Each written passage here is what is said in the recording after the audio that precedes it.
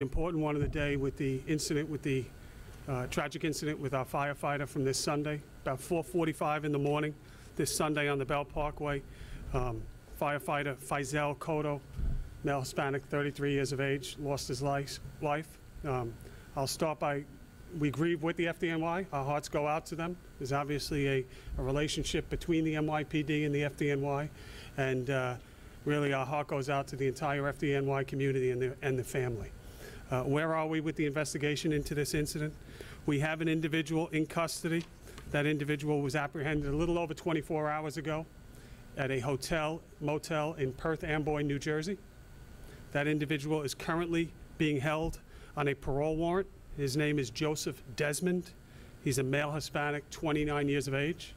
He is a Latin King member from New York City. At this point in the investigation, and it is fluid and it is ongoing, and we're working with the the Brooklyn District Attorney's Office. We anticipate that Mr. Desmond will be charged with the murder of our firefighter. That has not taken place yet. There are some hurdles that still must be overcome in the days to come as we work through extradition, parole holds, and building the strongest possible case. But we are confident that that case is being built. The evidence is amassing as we speak.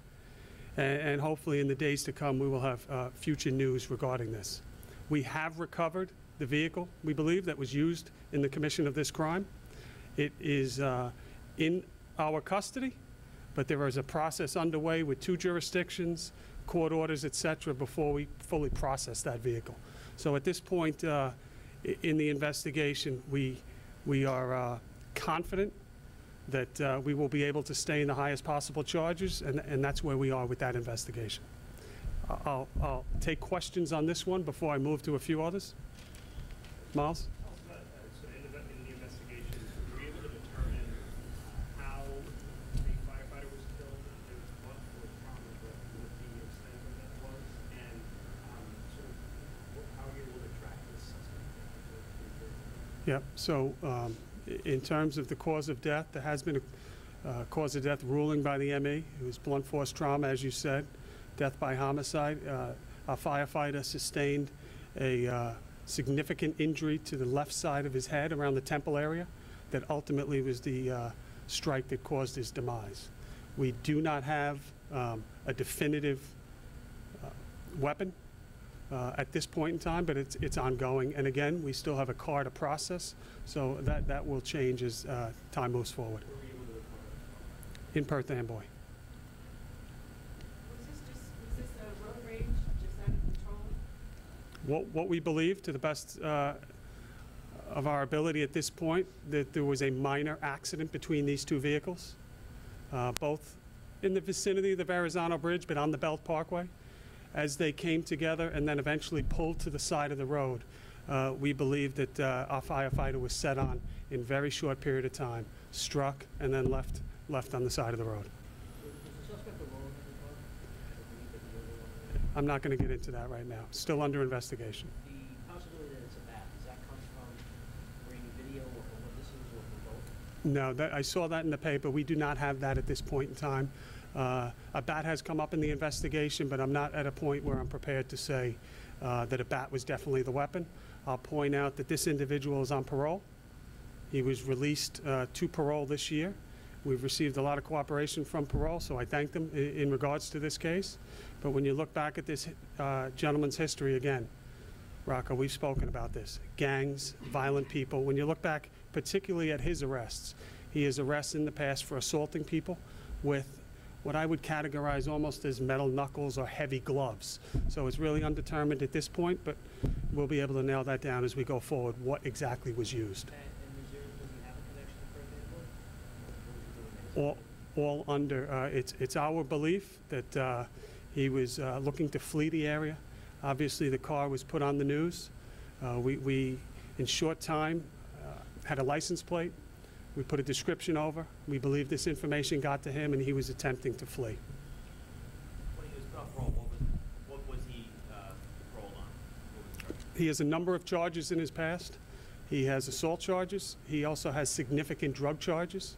When you look at it, he received a sentence for drugs but it states he's on parole for an assault. There's a possibility that those charges were combined at some point, so it could be a combination of the above. You said he used metal knuckles and metal gloves. So he has a prior arrest where he assaulted 2 individuals, and he was arrested for it. And in that incident, it's alleged that he had on gloves that were heavy. So whether that's somebody's interpretation of metal knuckles or just heavy weighted gloves. But he was charged with felony assault in a prior incident in 2013. And he has one with a taser, too. He did have an incident with a taser as well.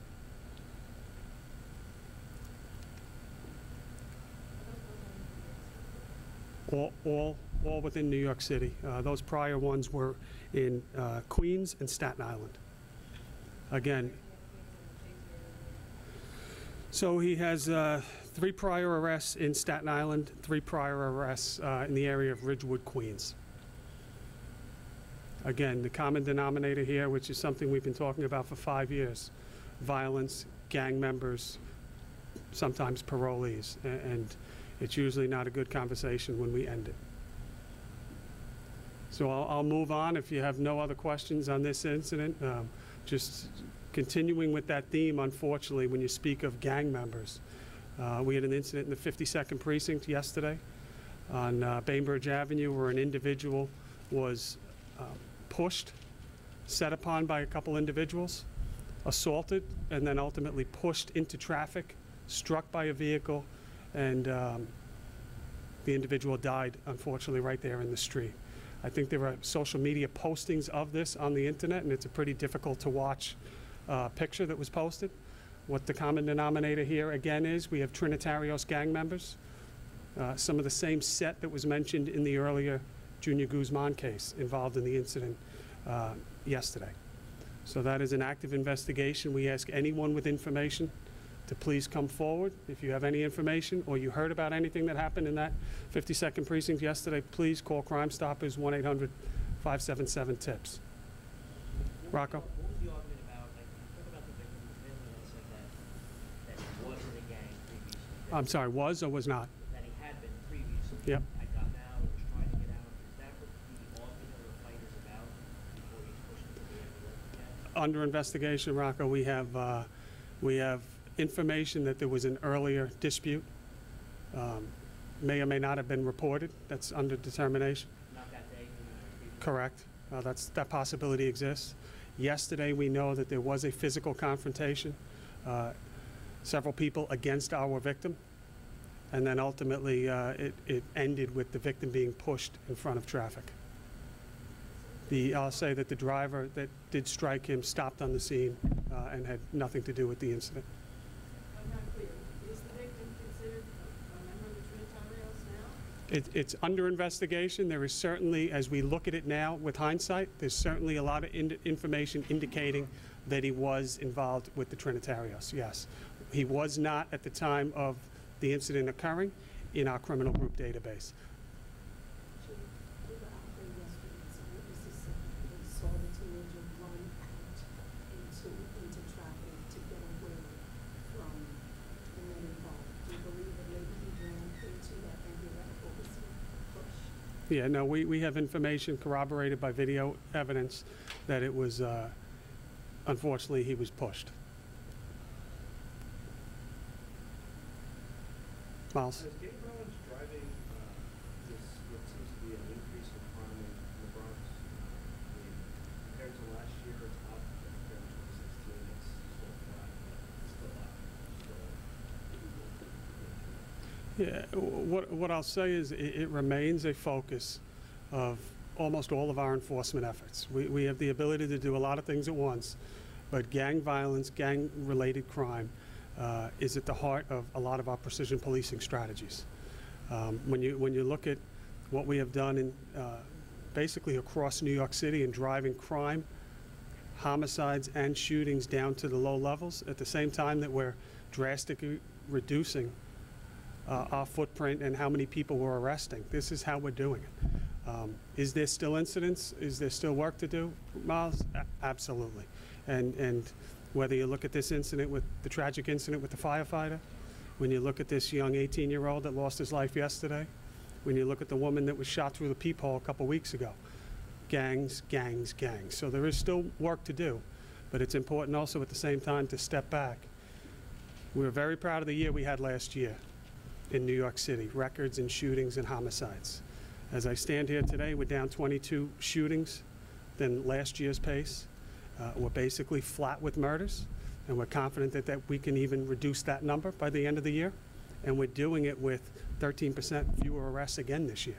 So that's the precision piece. Who's driving the crimes, stronger cases, and hopefully getting them off the streets. Anything, Ron, do you have a definitive number of how many people he argued with on the street? Still under investigation, at least two, but there were a number of people. And as the investigation goes forward, we'll cull out exactly what everyone's role is. We're asking, again, anyone to come forward. Rocco?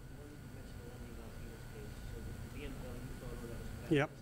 Was that picture taken near the scene, and is it believed that the earlier video, the person seen running away, was a sole player that he got into the car and drove off, or does he have to get it? To be determined still, but it's our belief that that vehicle was used to get the shooter away from the scene. Anyone, that white BMW, we have put that information out. Again, anyone with information on that, please call Crime Stoppers. Have you definitively ruled out any other possibilities and are focusing on a revenge angle for the son, or is it still open to discussion? This one, unfortunately, is one of those that I'll have to pass a little bit. There's a lot of moving parts to this with the earlier murder between the victim's son, who was facing the murder charges and got out. So we're leaving nothing on the table here. We're exploring all possibilities, and I can tell you definitively that the Bronx detectives, the Bronx DA's office, are making strong progress on this case.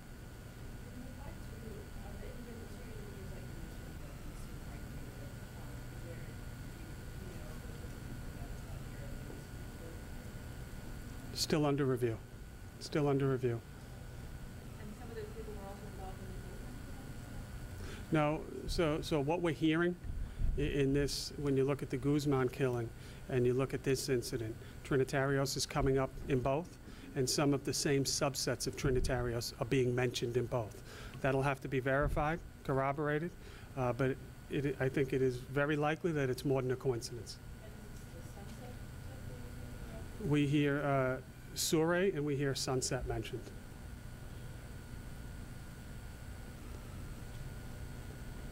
Any other questions on that? Yep, Rocco. Okay, what do you got? I do not, so I'll have to get back to you. Yep. Is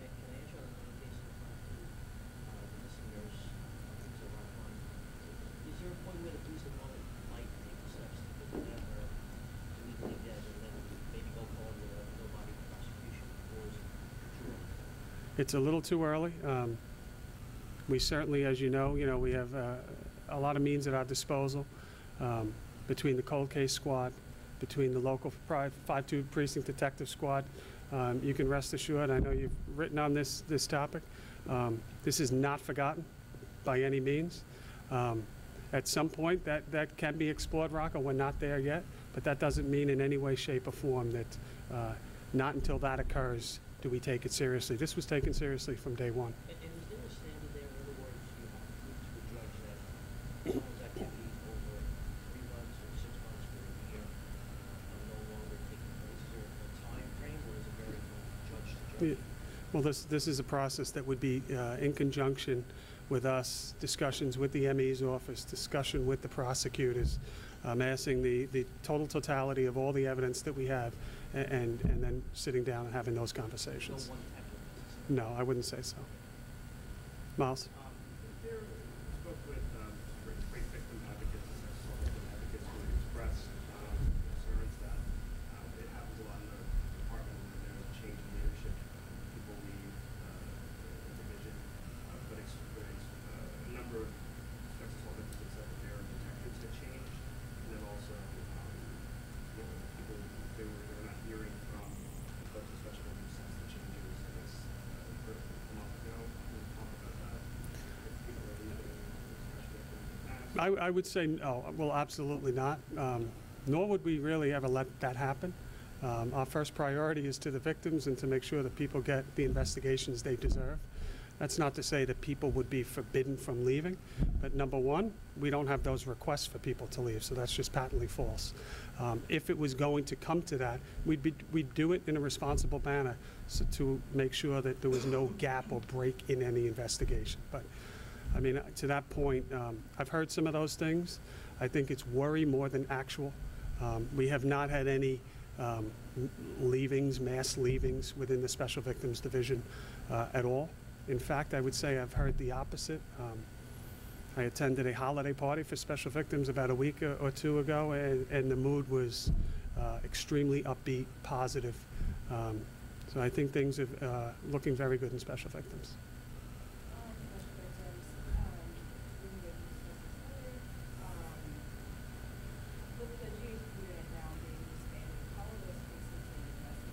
Yep. So the GHB unit, so named, was I think had a total of 14 cases that they had very recently started looking at. The work of that unit is being carried on. It's just being carried on by the detectives within the division. I met with advocates and victims, as well as Judy Harrison, the chief that's assigned to special victims, within the last 2 weeks, and gave them our assurances that we are committed to doing everything possible to make sure that the victims of any rape, whether it's date rape involved or otherwise, gets the justice that they deserve. One or two more, folks. Yep. Display case smash, you see it. Yeah, we absolutely are. I believe we put that video out. You see two individuals walking up the street, and really for no understandable reason, you see the individual walking on the left-hand side just throw his shoulder or elbow into the display case. And what's a little odd and disconcerting about it is then essentially celebrates and brags about it. That is a case that's being investigated by a hate crimes task force. No explained reason. You know, we've updated some of the hate crimes task force cases of late. The incident with the Roman Catholic Church and I think the 9-0 precinct, they made an arrest in the last 2 days. They continue to make arrests on cases that come in. Obviously, we would like to have them having no cases because the cases weren't occurring. But you know, we'll give that case the due diligence. Right now, again, we're working the case. We'll review video. We'll try to follow up on any leads. Hopefully, some people come forward and provide some information to us. In the back here. Thank you, Congressman. In the last week alone, there were 3 notable NYPD cases we're hoping to discuss with you. The HRA mom, the baby in the video. Shootout in the Bronx involving an officer on the run, firing 27 times, one half on the run, shot 2 innocent bystanders, and finally the case of Mr. basketball friendly fire in Staten Island. It's happened one week. My question to you is, how do you feel the NYPD has handled these incidents, and I'd like the opportunity to follow up this? Sure. So 3 separate incidents. I'll go in your order. I think with the incident in the HRA, the police commissioner has gone on record that he was disturbed by what he saw in that. The incident is under review, and I'll let that process play out. Regarding the second one, the incident probably about a week to 10 days ago is being investigated by our Force Investigations Division. This is the incident where shots were exchanged between an armed perpetrator and our officer. In that incident, we have the perpetrator shot as well as 2 innocent individuals. Gun recovered, quantity of narcotics. This incident actually was precipitated by the shot perpetrator firing at another individual. That's under review. That's a scene in which one of our officers fired multiple rounds, and there's a process in place where that will be reviewed and ultimately will go before a review board to make a final determination. The last incident, give me the last one, the Staten Island. I think the takeaway from this, and the one I'm happiest about, I stood in front of the hospital yesterday when that officer was wheeled out in very good spirits. We're very thankful to have him home at this time. He was struck in the back. The bullet took a very lucky route, I would call it, and avoided all major organs, but that could have been a much worse incident. As any time, you know, I can't quote you the numbers, but we have very good police-involved shooting numbers in terms of the interactions that we have, the amount of officers that we have. When you look at the cross-cut of the country and how often our officers use their firearms, it is very much at the bottom level of how often and how much restraint they use. I mean, what you don't mention in your 3 questions is the 10 or 20 gun arrests that are made every day in New York City versus violent, armed perpetrators fighting with our officers, and there is no deadly force used. So this is the totality of how we look. I think we do a very good job, but anytime there is an incident, whether you're talking about any of those 3, it's our duty, it's our obligation to review it and make sure that we can learn from it. Okay, that's it, folks. Thank you. Excuse me, here's the follow-up, sir. Go ahead. Thank you very much. I'll give him one more. Go ahead. You got one. Yep. Is there enough training for officers when it comes to HRA cases? And 2, if the Bronx shooting, are officers trained to shoot with one hand on the run as a matter of protocol? So what I will say is, regarding the first one, when is there enough training? That's going to be part of the process that is examined in that incident with, but again, you mentioned HRA. I can't speak for another agency, obviously. It's under review, and again, we'll look to learn from that incident or anytime anything happens. That's why we are where we are now, because we continue to strive to get better. Thank you. Thank you, everybody. Appreciate it.